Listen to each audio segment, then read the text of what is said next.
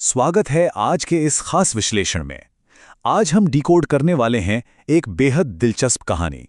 सोचिए, एक ऐसा कीड़ा जिसे हम सब अपने घरों में देखकर भगा देते हैं, वही कीड़ा अचानक भारत में लाखों युवाओं के डिजिटल आंदोलन का चेहरा कैसे बन गया। तो चलिए डेटा और फैक्ट्स के जरिए इस अनोखे पॉलिटिकल ट्रेंड को करीब से समझते हैं। अब देखिए, जब हम भारतीय राजनीति के चुनाव चिन्हों के बारे में सोचते हैं तो दिमाग में क्या आता है? सालों पुराने जाने पहचाने गंभीर प्रतीक, राइट? जैसे सत्ता और विपक्ष के स्थापित निशान। लेकिन जरा सोचिए, इन भारी भरकम प्रतीकों के सामने अगर कोई कॉकरोच लाकर खड़ा कर दे तो कैसा लगेगा? ये कॉन्ट्रास्ट अपने आप में बहुत कुछ कहता है। ये हमें डिजिटल युग की एक बिल्कुल नई कहानी सुना रहा है।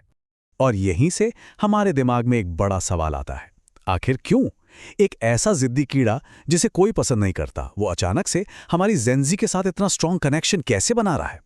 भाई, इसके पीछे की कहानी जानने के लिए हमें उस चिंगारी को खोजना होगा जिसने इस पूरी डिजिटल आग को भड़काया। तो आइए सबसे पहले बात करते हैं आक्रोश की उस चिंगारी की। इस पूरी कंट्रोवर्सी की शुरुआत होती है एक अदालती सुनवाई से। कथित तौर पर भारत के मुख्य न्यायाधीश ने बेरोजगार युवाओं के पत्रकारिता और एक्टिविज्म में जाने को लेकर कॉकरोच और परजीवी यानी पैरासाइट्स जैसे सख्त शब्दों का इस्तेमाल किया। और फिर क्या था, जैसे ही ये बात अदालत के बाहर आई, इंटरनेट पर आग की तरह फैल गई। बस इसी एक बयान ने युवाओं के बीच एक अभूतपूर्व गुस्से को जन्म दे दिया। हालांकि यहाँ एक बहुत ही क्रूशियल पॉइंट है जिस पर ध्यान देना जरूरी है। इस बयान के तुरंत बाद एक अहम स्पष्टीकरण भी आया। ये साफ किया गया कि वो सख्त टिप्पणी दरअसल सभी युवाओं के लिए नहीं, बल्कि सिर्फ उन लोगों के लिए थी जो फर्जी और नकली डिग्रियों का इस्तेमाल करते हैं। लेकिन डिजिटल दुनिया की स्पीड तो आप जानते ही हैं। जब तक ये सफाई लोगों तक पहुंचती, तब तक वो गुस्सा एक व्यंग्यात्मक क्रांति का रूप ले चुका था। इंटरनेट हमेशा की तरह पारंपरिक संचार से कई कदम आगे निकल गया था। और यहीं से कहानी में एंट्री होती है सीजेपी यानी कॉकरोच जनता पार्टी की। बोस्टन यूनिवर्सिटी के स्टूडेंट अभिजीत दीपके ने इसे बस एक मजाक के तौर पर शुरू किया था। उन्होंने इस पार्टी से जुड़ने के लिए जो शर्तें रखीं वो इतनी हास्यास्पद थीं कि कोई भी अपनी हंसी न रोक पाए। शर्त क्या थी? आपको बेरोजगार होना चाहिए, पैदाइशी आलसी होना चाहिए, 24 घंटे ऑनलाइन रहना चाहिए और हाँ, शिकायत करने में एकदम प्रोफेशनल होना चाहिए। मजे की बात देखिए, खुद का मजाक उड़ाने वाले इन रूल्स ने लोगों को इतना अट्रैक्ट किया कि रातों रात गूगल फॉर्म्स के जरिए हजारों लोगों ने साइन अप कर लिया। सच में ह्यूमर से बड़ा कोई चुंबक नहीं है। अब जरा इस डेटा पर गौर कीजिए, ये आपको सच में हैरान कर देगा। एक तरफ है देश की सबसे बड़ी सत्तारूढ़ पार्टी का आधिकारिक इंस्टाग्राम अकाउंट जिसके 8.7 मिलियन फॉलोअर्स हैं, और दूसरी तरफ ये एक व्यंग्यात्मक सटायरिकल अकाउंट जो तेजी से 10 मिलियन फॉलोअर्स का आंकड़ा पार कर गया। ये कोई छोटी मोटी बात नहीं है। ये इस बात का पक्का सबूत है कि ये आइडिया लोगों के बीच कितनी तेजी से और कितनी गहराई तक हिट हुआ। लेकिन हर वायरल कहानी की तरह यहाँ भी एक ट्विस्ट है। बड़े पैमाने पर ऑनलाइन सपोर्ट मिलने, सड़कों पर विरोध प्रदर्शन होने और मैं भी कॉकरोच जैसे हैशटैग्स के ट्रेंड करने के बावजूद इस आंदोलन को बहुत जल्द एक डिजिटल स्पीड ब्रेकर का सामना करना पड़ा। एक्स, जिसे हम पहले ट्विटर कहते थे, वहां 2 लाख से ज्यादा फॉलोअर्स वाले सीजेपी के अकाउंट को एक कानूनी मांग के चलते भारत में रोक दिया गया। ये दिखाता है कि ऑनलाइन किए गए मजाक के भी रियल वर्ल्ड में काफी सीरियस नतीजे हो सकते हैं। यहां हमें दोनों ही पहलुओं को समझना होगा। एक तरफ वो लोग हैं जो इसे एकदम ताज़ी हवा का झोंका मान रहे हैं। उनका कहना है कि ये असहमति जताने का एक नया बेहतरीन तरीका है। लेकिन दूसरी तरफ कुछ आलोचक भी हैं। उनका साफ कहना है कि सीजेपी के संस्थापक पहले आम आदमी पार्टी से जुड़े रहे हैं, इसलिए ये कोई अपने आप खड़ा हुआ आंदोलन नहीं, बल्कि एक सोची समझी डिजिटल रणनीति और पॉलिटिकल ड्रामा है। हमारे पास दोनों ही पक्ष मजबूती से मौजूद हैं और फैसला पूरी तरह से तथ्यों पर निर्भर करता है।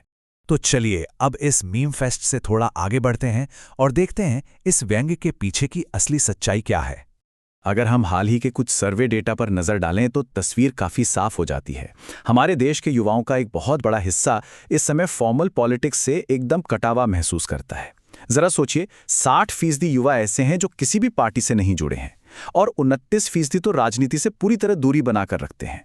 ये जो एक बहुत बड़ा खालीपन या अलगाव है ना, बस यही वो उपजाऊ जमीन है जहां इस तरह के डिजिटल आंदोलन इतनी तेजी से जड़ें जमा लेते हैं। असल में ये जो मीम्स और चुटकुलों का निकाब है ना, इसके पीछे बहुत ही गहरी आर्थिक चिंताएं छिपी हुई हैं। एक तरफ देश तेजी से आर्थिक विकास कर रहा है, लेकिन दूसरी तरफ युवाओं को लग रहा है कि उनकी महंगी डिग्रियां अब एक सुरक्षित भविष्य की गारंटी नहीं रहीं।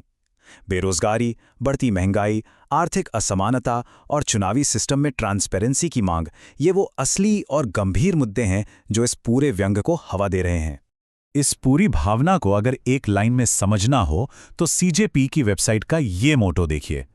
कोई स्पॉन्सर नहीं, बस एक जिद्दी झुंड। उन्होंने अपनी वेबसाइट को जानबूझकर बहुत ही रफ और मीम स्टाइल का रखा है। बिना किसी बड़े कॉर्पोरेट या पॉलिटिकल फंडिंग के युवाओं का ये जिद्दी झुंड अपनी ही शर्तों पर जवाबदेही मांग रहा है।